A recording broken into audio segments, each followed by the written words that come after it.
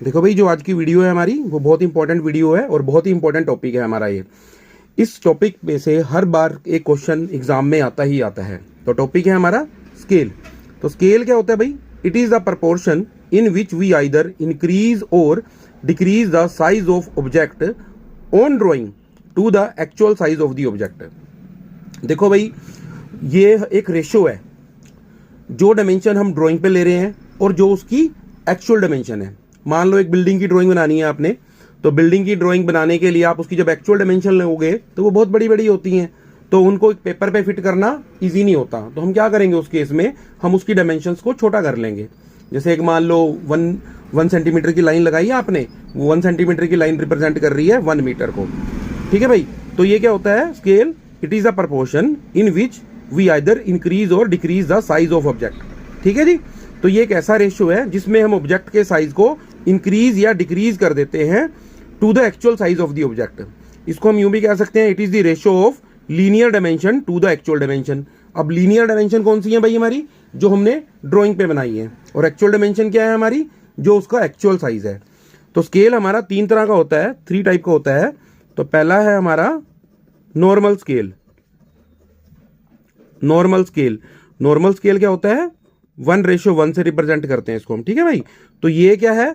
जब हमें जो एक्चुअल साइज दिया होता है वही साइज लेके ड्राइंग बनानी होती है, तो हम यूज करते हैं नॉर्मल स्केल। दूसरा है हमारा भाई रिड्यूसिंग स्केल। रिड्यूसिंग स्केल, इसको रिप्रेजेंट करते हैं हम 1:5, 1:2, 1:10। तो ये क्या होता है भाई हमारा? ये कहाँ यूज होएगा? ये हमारा यूज होगा ब्रिजेस में, बिल्डिंग्स में, जो बड़े बड़े ऑब्जेक्ट्स होते हैं। ठीक है जी, उनकी जब हमें डायमेंशन को रिड्यूस करना होता है। ठीक है, तीसरा है हमारा एनलार्जिंग स्केल। एनलार्जिंग स्केल का मतलब क्या हुआ? डायमेंशन को इंक्रीज करना। तो इसको हम रिप्रेजेंट करेंगे 2:1, 5:1, 10:1, इस तरह से इसको रिप्रेजेंट करते हैं। और ये यूज होता है हमारा माइक्रोस्कोपिक इंस्ट्रूमेंट्स के लिए। माइक्रोस्कोपिक इंस्ट्रूमेंट्स के लिए, तो जैसा कि नाम से क्लियर हो रहा है कि मतलब जो बहुत ही छोटे छोटे इंस्ट्रूमेंट्स होते हैं उनकी जब हम ड्राइंग बनाते हैं तो हम इनलार्जिंग स्केल को यूज करते हैं। जैसे रिस्ट वॉच होगी मान लो, तो रिस्ट वॉच का आपको गियर की ड्राइंग बनाने को कहा गया। अब रिस्ट वॉच का जो गियर होगा वो बहुत ही छोटे साइज का होगा, तो उसको हम ड्राइंग पे बड़ा करके दिखाएंगे। तो हम कौन सी स्केल यूज करेंगे? Enlarging scale. अब मैं आपको उसका क्वेश्चन करके दिखाता हूं, तो आपको ये टॉपिक क्लियर हो जाएगा। तो भाई क्वेश्चन क्या, देखो क्या दिया हुआ है। ये क्वेश्चन जो है एग्जाम्स में पहले आया हुआ है आपके पास। क्वेश्चन है हमारा, draw a simple scale to show metre and decimetre when 1 metre is equal to 2 centimetre. The scale should be long enough to measure up to 5 metre, mark a distance of 3 metre and 4 decimetre on it. तो अब आपने करना क्या है, आपने बनानी है एक सिंपल स्केल जहाँ पे 1 मीटर किसके इक्वल है? 2 सेंटीमीटर के इक्वल है। तो इसके अंदर सबसे पहले हम क्या करेंगे भाई?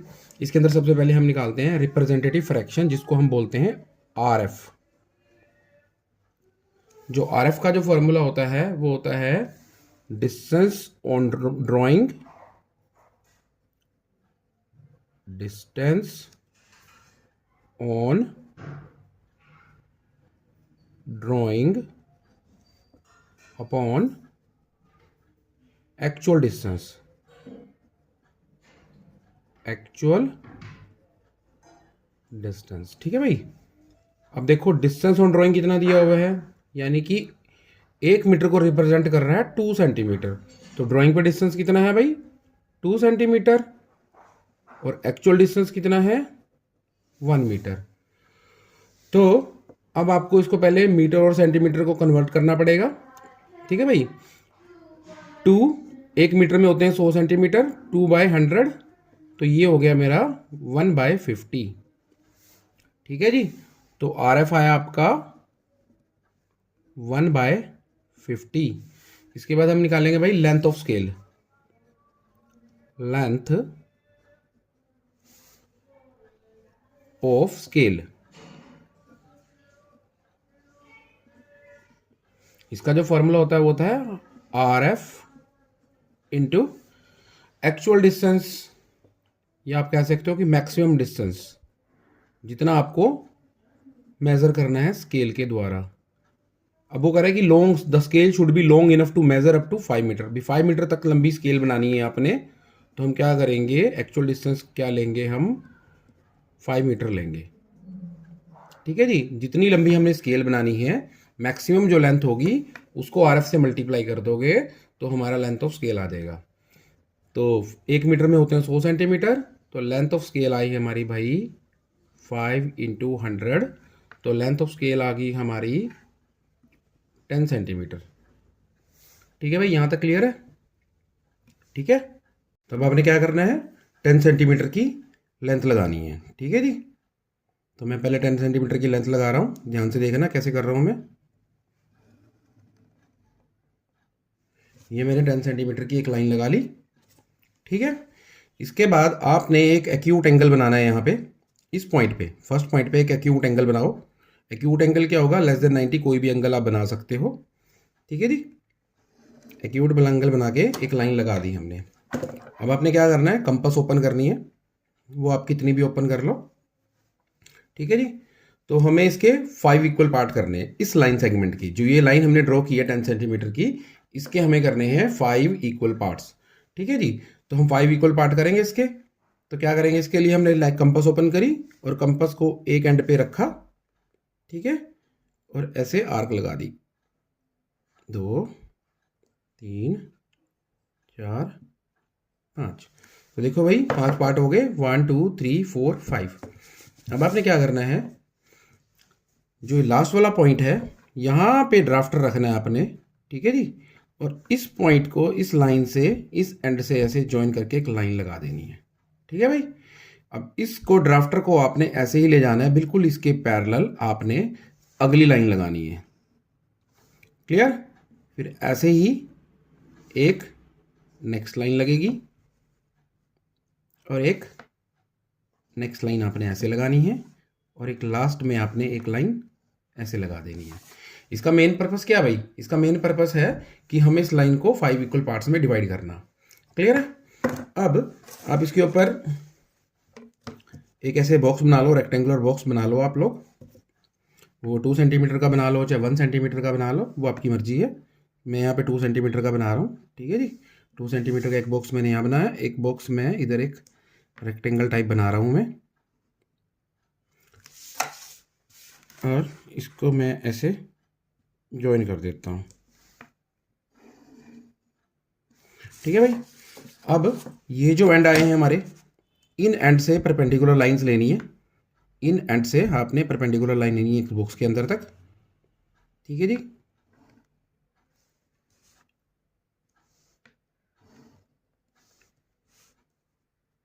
ऐसे आपके ऊपर 5 बॉक्स बन जाएंगे। क्लियर है भाई? अब इस पॉइंट पे अगेन आपने एक एक्यूट एंगल बनाना है। अगेन आपने एक एक्यूट एंगल ड्रॉ करना है। अब इसके करेंगे हम 10 इक्वल पार्ट्स। कितने करेंगे भाई? 10 इक्वल पार्ट्स। आपने कंपास को ओपन कर लेना, जितनी कंपास आपकी ओपन होती है उतनी आप कंपास ओपन करो और इसके 10 इक्वल पार्ट्स कर दो भाई। 1 2 3 4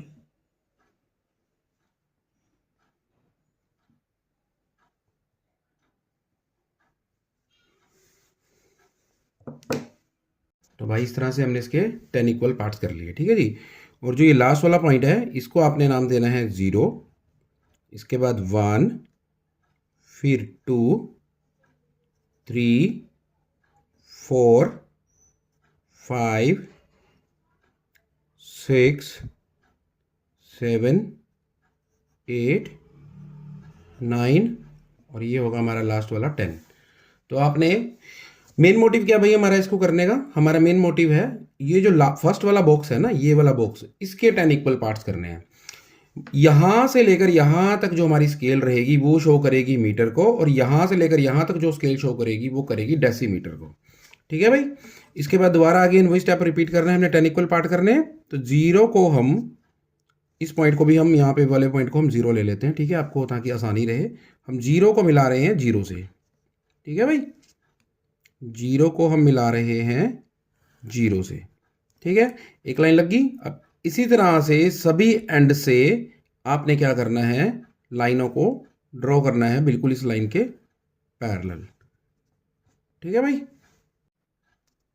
तो इस तरह से हमने इसके 10 पार्ट्स कर दिए। अब हमारे पे लाइनें आ गई है, ये 0 1 2 3 4 5 6 7 इस तरह अप टू 10 तक लाइंस आ गई। देखो भाई जो पहली लाइन है, जो 1 पे लाइन है, जो 1 वाली लाइन देखो कौन सी जा रही है, ये जा रही है। यहाँ से ऐसे परपेंडिकुलर लाइंस ड्रॉ करनी है आपने। ये 1 को रिप्रेजेंट कर रही है, इसके बाद नेक्स्ट 2 को रिप्रेजेंट कर रही है, उसके बाद नेक्स्ट जो है वो हमारी 3 को रिप्रेजेंट करेगी, उसके बाद जो नेक्स्ट लाइन आएगी वो 4 को रिप्रेजेंट करेगी। तो इस तरह से हमने इसके 10 इक्वल पार्ट कर लिए और इन मैंने पॉइंट्स को नाम दे दिए। ये पहला पॉइंट मैंने 0 लिया था, इसको ले लिया 1, इसको 2, इसको 3 और इसको 4। ठीक है भाई। अब देखो क्वेश्चन में क्या दिया हुआ है, क्वेश्चन में दिया हुआ है mark a distance of 3 metre and 4 decimetre on it. अब मैंने आपको बताया कि यहाँ से लेकर जो यहाँ तक की स्केल है वो तो है भाई हमारी मीटर की, और यहाँ से लेकर यहाँ तक की है डेसीमीटर की। तो पहले हम 3 मीटर मार्क कर लेते हैं। देखो एक ब्लॉक कितने मीटर को रिप्रेजेंट कर रहा है, 1 मीटर को रिप्रेजेंट कर रहा है। तो यहाँ से यहाँ तक हो गया 1 मीटर, फिर 2 मीटर और ये हो गया हमारा 3 मीटर। तो ये हमारा 3 मीटर हो गया भाई, 3 मीटर यहाँ तक हो गया हमारा। अब हमें क्या लेना है, 4 डेसीमीटर। तो फर्स्ट लाइन कौन सी है हमारी, ये है 1, ये 2, ये 3 और ये 4।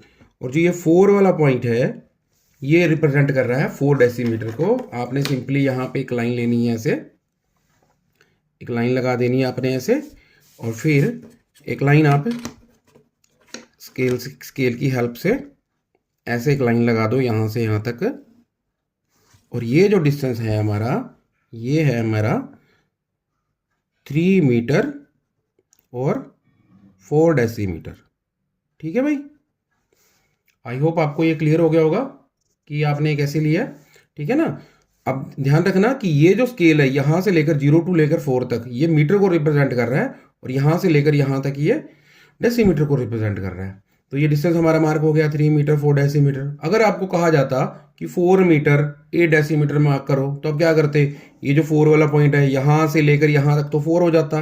अब 8वीं जो लाइन है हमारी कौन सी होगी, ये हमारी 8th लाइन है, यहाँ तक आप लेते और इसको डिस्टेंस को मार्क कर देते। इस तरह से आप इस स्केल पे कोई भी डिस्टेंस मार्क कर सकते हो और उसको सोल्व कर सकते हो क्वेश्चन को।